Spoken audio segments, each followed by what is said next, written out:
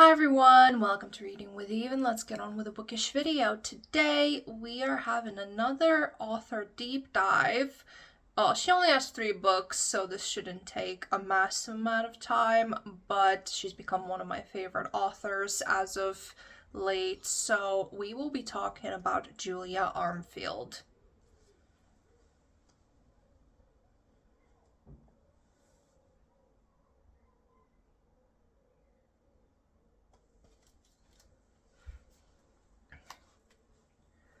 So Julia Armfield is a British author, and she lives in London, and she is known for writing queer, sort of a horror-inspired lit fic, and her first published work, short story collection called Salt Slow, was released in 2019 to decent critical reception, and then her first full-length novel, Our Wives Under the Sea, was released in 2022 to an even more glowing critical reception. I haven't listed if it won any awards, but I know it was nominated for quite a few. And then Private Rights, another full-length novel, was released in 2024. Her most recent work. She also has a few short stories published in some random magazines, and she also writes for Substack, I believe. So that is just the very basic. I will talk more in detail, but she is known for doing this almost a bit of like an apathetic, slow burn writing style that explores people's relationships and dynamics and their inertia and loneliness and grief and so on. It is, in my opinion, quite poignant way to get those topics across, even though some people might not agree, but this is my subjective opinion and my take on her work. So in terms of the books, as usual, I will talk about them in chronological order, and then I will tell you my preferences. Salt Slow, as I said, was published in 2019. It is 185 pages long and consists of 9 short stories. I won't talk about each story in a lot of detail because obviously they are short, so that would involve talking about spoilers and stuff, and obviously I'm not going to spoil a book for you because that's not very cool of me. But just a little bit of preview of these stories. I do have some notes, so I will just read them out as opposed to paraphrasing. So we have a story called Mantis, which is about a girl who she's experiencing these growth hormonal spurts that don't exactly seem very normal, and it discusses themes of femininity and teenage puberty under kind of like a bit of a Lovecraftian horror imagery light. Think a bit of female unhingedness there as well. And then The Great Awake, which is my personal favorite and probably like one of my favorite works of fiction this year. Just that story alone guaranteed the rating that I gave this book.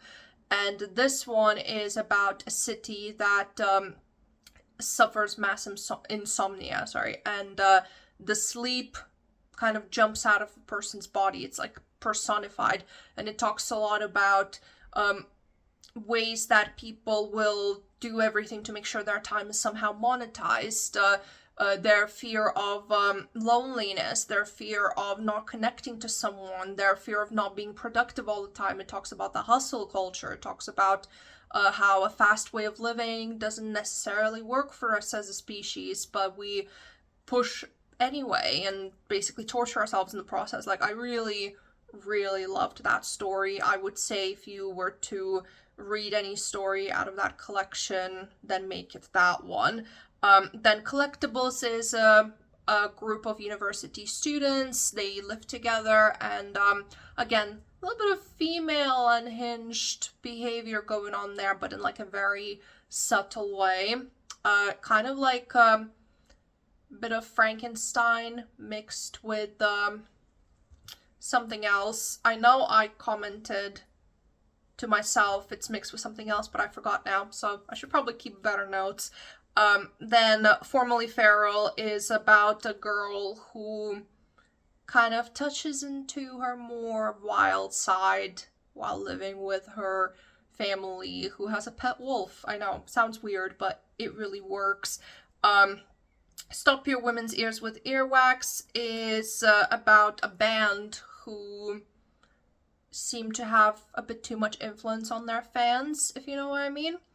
And then you have the Granite, another one of my personal favorites, about a couple whose relationship is a bit, how do I describe him?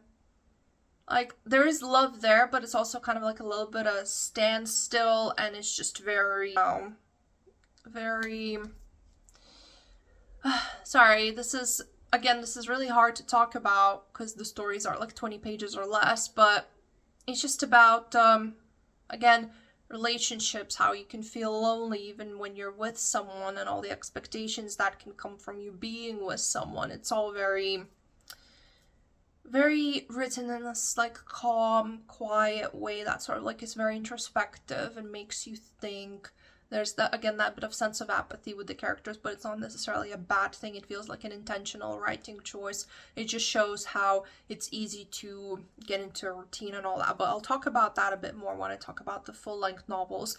Then I have, I forgot what the story was called, and the internet is not telling me. I already packed my copy of this book, but it is a story about a little bit kind of like, think like Monkey's Paw inspiration, where our main character of the story is haunted by the ghost of her former love, and like the descriptions of that, so creepy, eerie, amazing. Like, she does body horror, like this sort of like graceful, delicate body horror so well.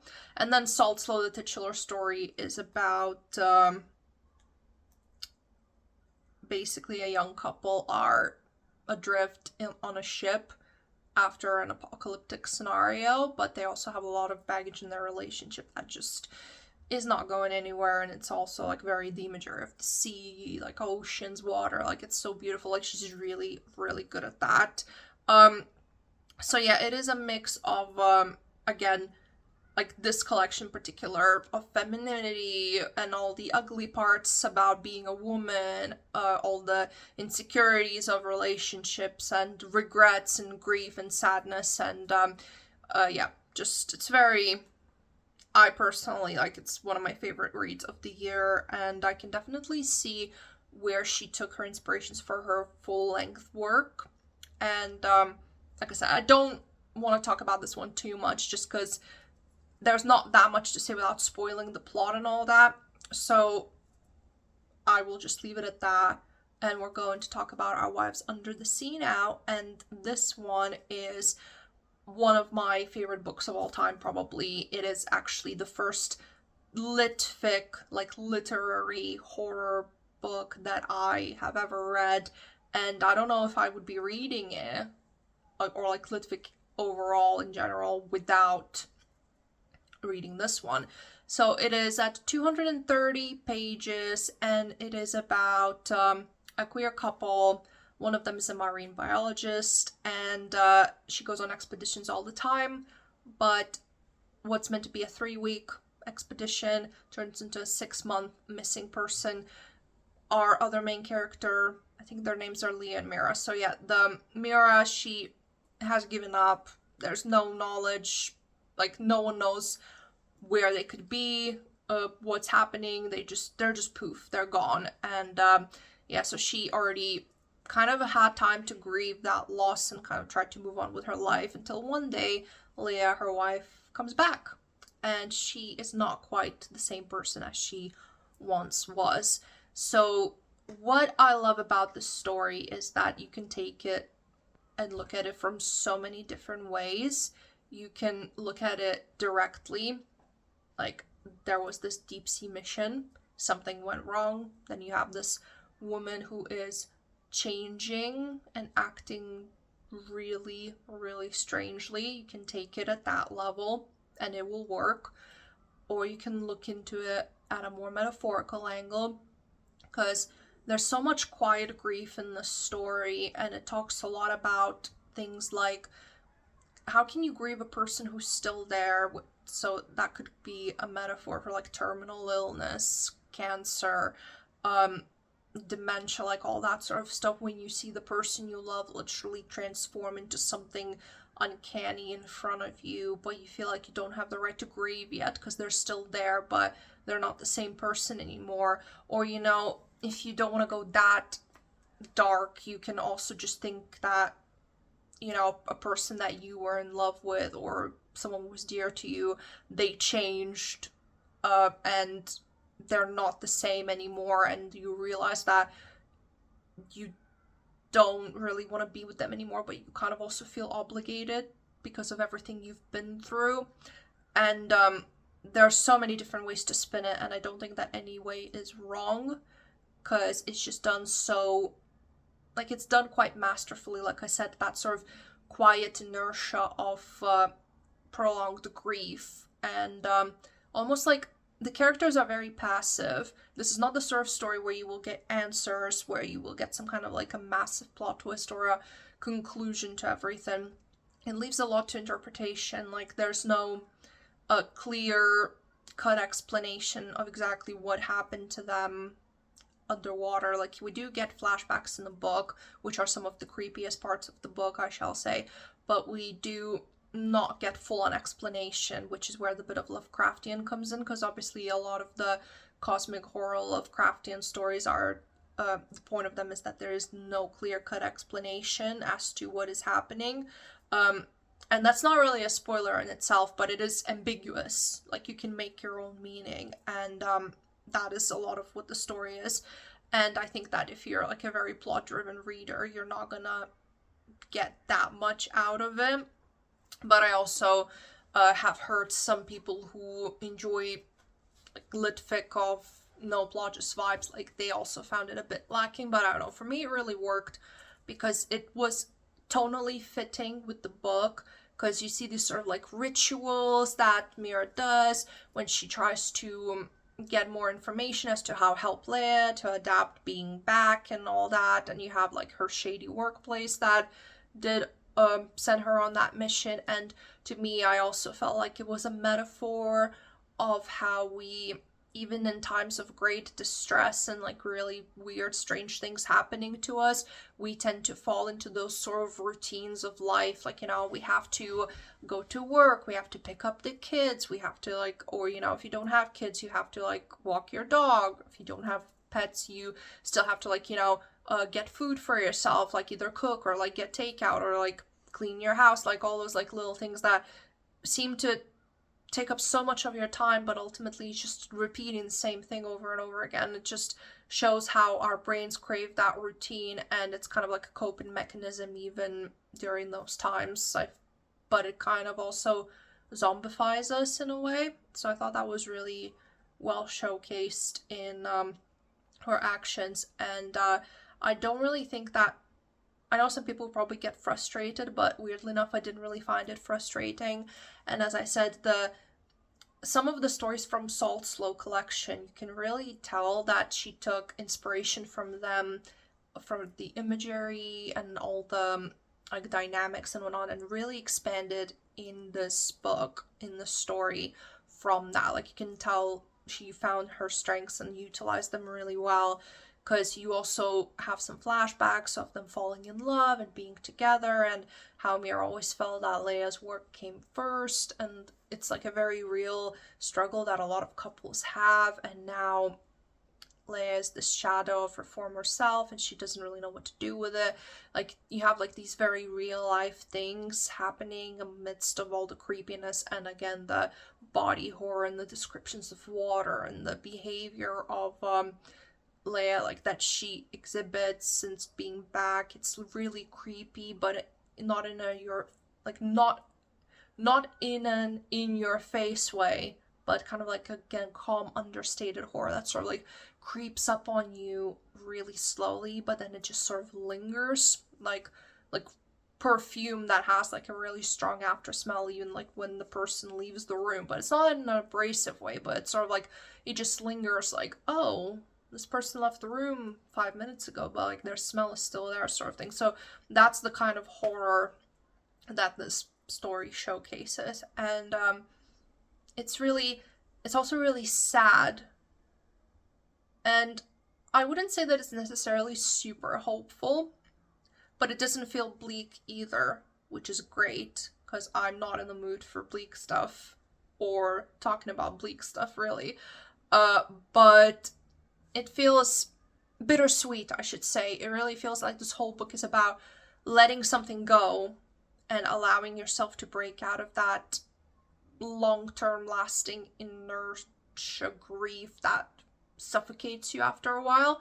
And that sometimes in order to do that, you do have to let go of those things, even if you still love them.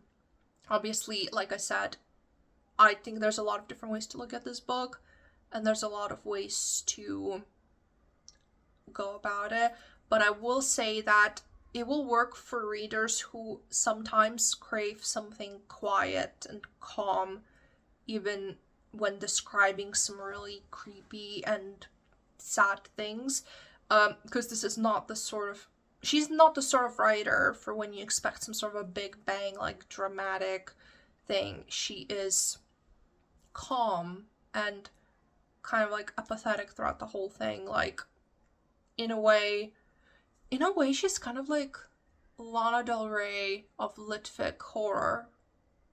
I don't know.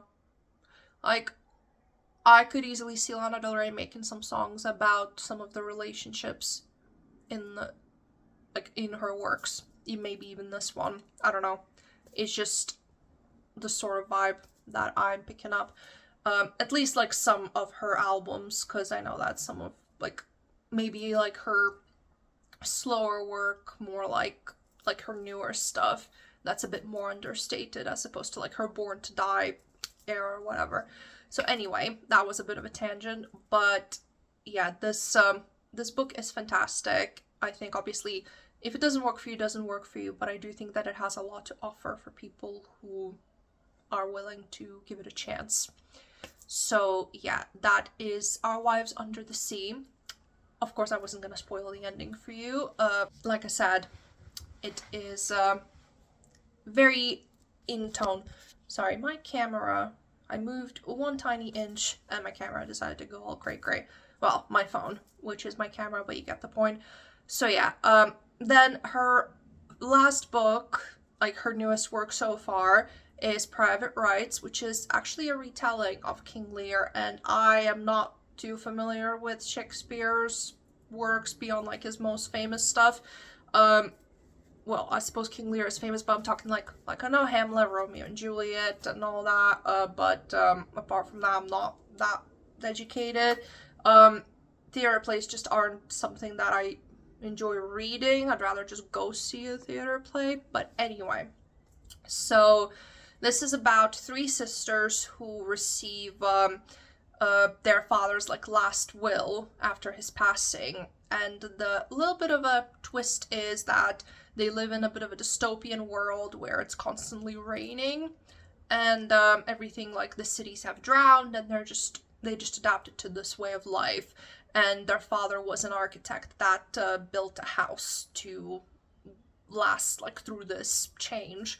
And so the thing is with this book, again, it takes all of what I said from her writing and it just utilizes it further, because it's very slow, it's quiet, it's understated, everything is very passive, and it's a lot of this book is about the sisterly dynamics. So instead of focusing so much on romance like she did in Our Wives Under the Sea, the crux of the story is the three sisters and their resentments towards each other, their alliances, like two of them team up against one sort of thing, their misconceptions about the other one's lives. You have one of them seems to have it all, like she's super perfect but kind of crumbling inside. Then you have another one who's a mess, just hooking up with random people in the stairwells, Then another one you have, she's this mediator. It is like a lot of the story, I would say